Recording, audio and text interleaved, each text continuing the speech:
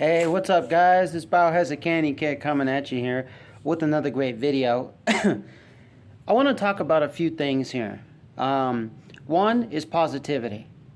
I promote positivity on this channel. I promote it a lot.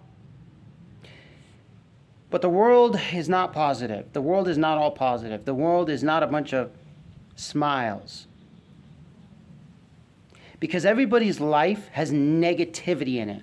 Everybody's life, okay? So, since there's negativity in everybody's life, besides positivity, okay, then what do we need to do? What do we need to do? What are we supposed to do? Are we supposed to do nothing about it? No, we're supposed to take care of the negativity. We're supposed to deal with it. All right, so, Mr. Harari, I'm talking to you, who has written a book for children. You're part of the World Economic Forum. Yeah, Mr. Harari, I'm talking to you. You know what? We're coming for you. Yes, we are. We're coming for you. You're gonna be one of those ones taken out of this planet. Because we're gonna deal with you because you're negative.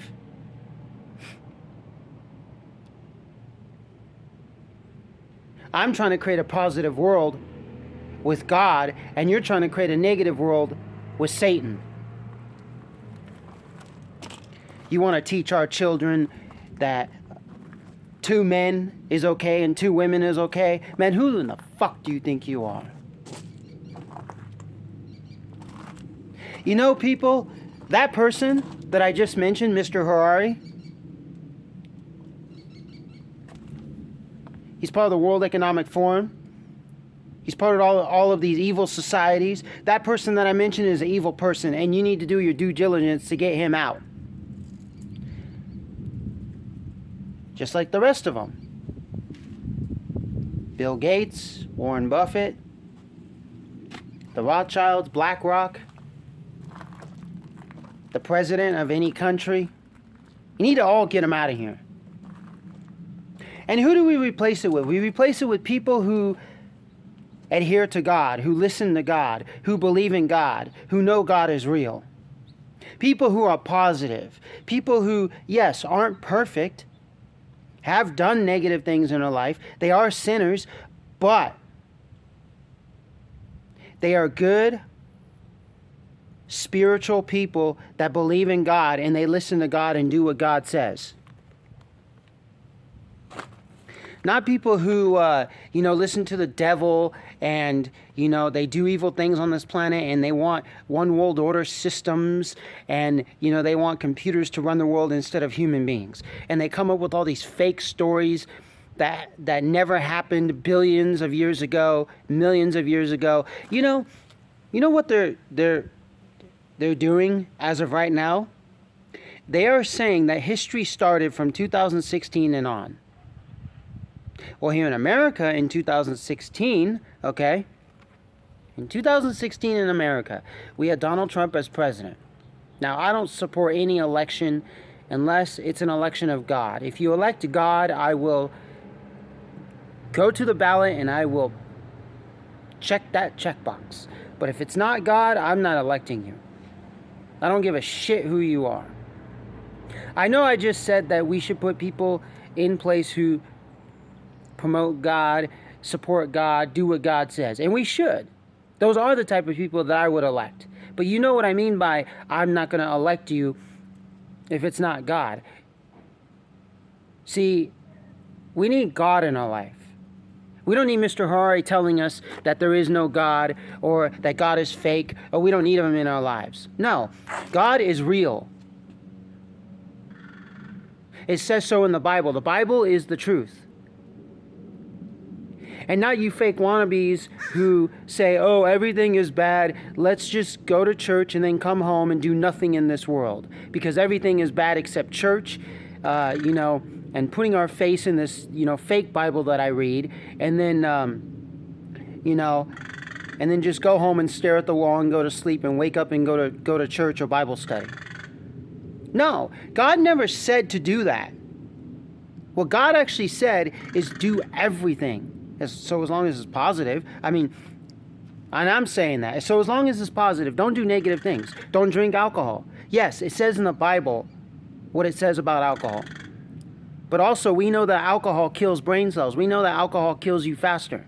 You want to die tomorrow? Drink alcohol. Do drugs. I'm not telling you what to do. I'm just telling you the facts. You see this beautiful tree behind me? That one? Here. Look at that tree. It's green. It's beautiful. There's sun. It rained this month in California. There's a lot of sun. Okay? I'm squinting my eyes because there's sun. I don't wear sunglasses. I don't wear glasses anymore. When I ride my bicycle, yes, I wear glasses because I'm going at a speed at which things could fly in my eyes and hurt my eyes. But I mostly try to wear like clear lenses. I do have glasses that are for the sun. Yes, they're for riding bicycles. They're road bike glasses. But that's the only time I wear glasses. Like I said, if you're going at a certain speed and there's stuff that is you know, flying in your face, you don't want it to blind your eyes. You don't want it to mess up your face. So that is understandable. But I don't wear glasses because glasses do something to your eyes. You're not supposed to wear glasses. Benjamin Franklin invented glasses. Stupid motherfucker. So, look.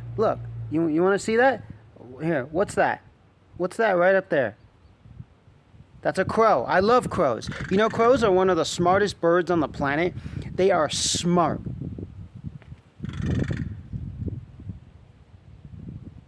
He's kind of lost his little, voice. He's kind of lost his voice, but it's okay. You know? What am I getting at here? Is that we have a world that is becoming twisted. We have people saying that video games are bad for people, that video games do nothing but destroy kids and their lives and their environment. As a matter of fact, I played video games my whole life. I still do, once in a while. As a matter of fact, I can remember the very first video game I ever played, at least on a computer. And it was a computer which was from the 80s, which was an old laptop. It was a Toshiba laptop the size of a printer, and it had chess on there. And the only way you could find the chess was you had to enter in a bunch of commands, and then it would load up the game. Back in the days of the old DOS, system, before it was Microsoft Windows. Then I remember in the 90s, I was playing educational games on floppy disk. Like those math games, the learning games, third grade math, fifth grade science, second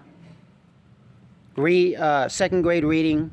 And they were fun. They actually educated you.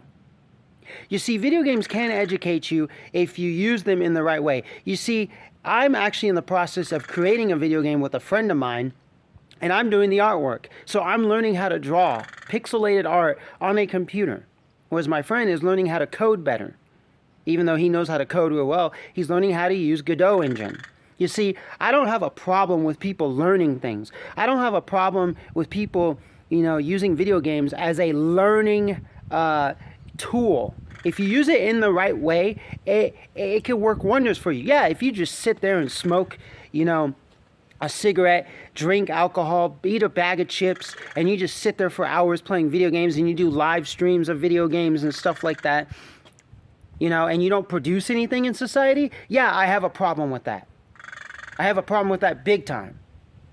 Because you're just rotting your brain, because you're smoking cigarettes or doing some methamphetamines, or you're or you're eating a bag of chips, that's just making you fat because you're not exercising, and you're just sitting in front of a screen which is making your eyes, become, a piece of crap. Your vision is going to be lost by the time you're 30 years old.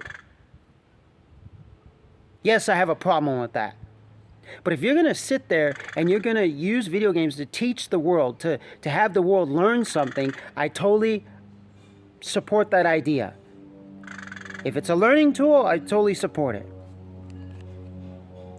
Yeah, I know there's a bunch of video games that are shooting games, fighting games, racing games.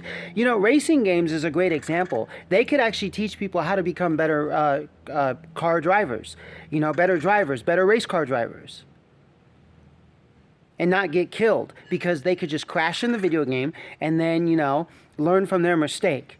And then apply it to the real world. Same as flight simulators. Flight simulators, they could teach you. I talked to a pilot before. I have actually talked to a pilot, and I asked him, I want to take flight school. It costs a lot of money, but I already have a flight simulator at home and the whole, joystick and throttle setup, and all that stuff. Could I apply that to the flight school when I'm ready, when I go to take it? Could all those hours of flight simulators actually, have an effect on the flight school, on me? And he goes, yeah, actually, you continue to do that, and you do all the tutorials in the flight simulator. You do all the stuff, in the flight game that's correct, and then you go take a test and apply it there. You'll pass. Yes, it can actually help you. You see, Boeing has I believe it's a 50 million or $50 billion, or maybe it's a $50 million flight trainer. They have it at one of their facilities here in the United States, which actually teaches people to become pilots. And as a matter of fact, even Airbus has one. And you can't even use those unless you've actually either taken flight school or unless you actually have played a flight simulator at home, because they don't want you to destroy their equipment, because it's expensive software and expensive hardware. And the hardware is actually the same as a real airplane. It's just you're not flying in the sky. You're flying in a flight simulator in the sky. You know what I'm saying? So I wanna put this out there that we have people who they are evil people. Okay? And they want to do nothing but destroy this planet. Here, let me see if I can get this in the shot better. But they don't want you growing a garden. They don't want you growing a garden. They don't want you to have all these vegetables here, plants, your own animals. They don't want you to do that.